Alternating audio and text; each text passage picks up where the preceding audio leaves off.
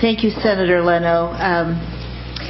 To address concerns about the transferring of the funds on page 4, lines 6 through 11, I'd appreciate it, Senator Leno, if you would send a letter to the Journal that would be submitted that would include language that states that the $600 million from the Bookend investments and the connectivity investments for Caltrain electrification in the counties of Santa Clara, San Mateo, and San Francisco cannot be used for any other purpose, such as funding other segments of the project. That would particularly help my uneasiness because of the there's still 3 or 4 lines in there where it says about transferring funds, and I think with this clarification plus whatever Mr. Morales might say on this issue would ease my mind. Sure. Go right ahead, Mr. Morales.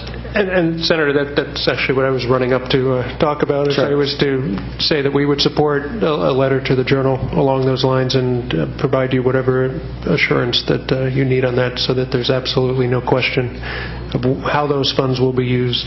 Thank you very much. Thank you. And Senator Alquist, very much on that point, again, and Ms. Morales, Ms. Gunn, you correct me if I'm wrong, looking at provision 1, which states that these funds shall be available for the blended system per the MOU with MTC and with Southern California's MOU as well.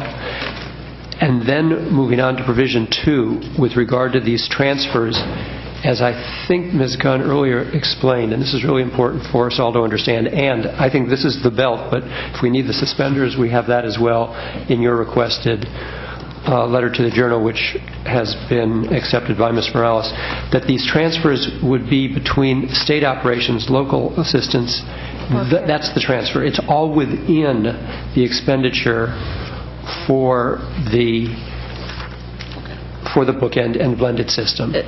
Correct. The language there is purely administrative to ensure that as these projects and the agreements between the local entities with the project, MTC in this case and all the counties there, when they work up the agreements on how they're going to manage this project, there hasn't been discussions, or at least not at finances level yet, on who's running the project, who's going to hire the contractors to do this project.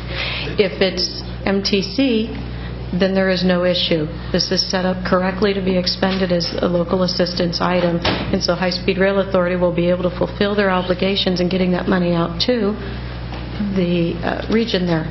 If they decide to have the authority enter into that contract, we have to be able to give them the authority through this transfer language to run a capital outlay project, because that's what it is.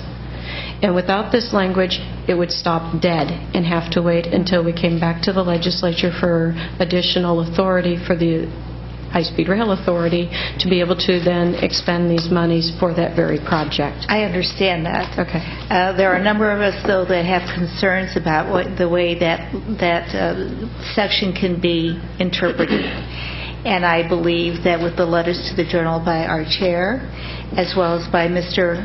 Morales, having the suspenders and the belt, I'll be able to sleep at night. Thank you.